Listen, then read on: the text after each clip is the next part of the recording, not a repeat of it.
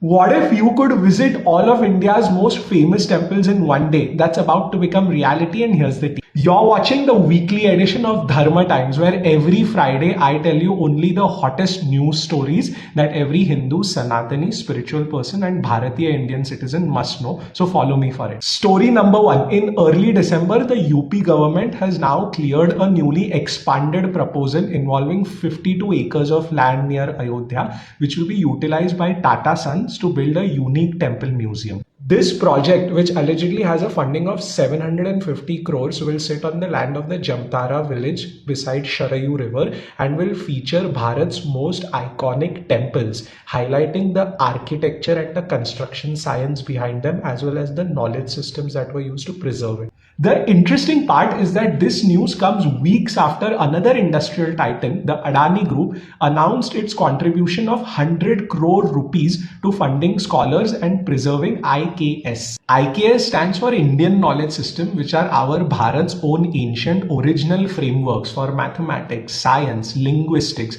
which means the study of grammar and language, architecture and governance. These frameworks and methods are being brought back into our educational systems to rid us of the British colonial influence. The pattern of all of these stories is telling us that big corporates are now spending on cultural revival because they understand the importance, and our dharma is getting the infrastructure it needs. Story number two, UNESCO has recognized our Deepavali at the global stage. For those who don't know, UNESCO stands for United Nations Educational, Scientific and Cultural Organization, and they have something called as the Intangible Cultural Heritage List. And through this list, they recognize not just monuments and museum pieces, but rather living customs, traditions, practices, and communities that need to be preserved and protected.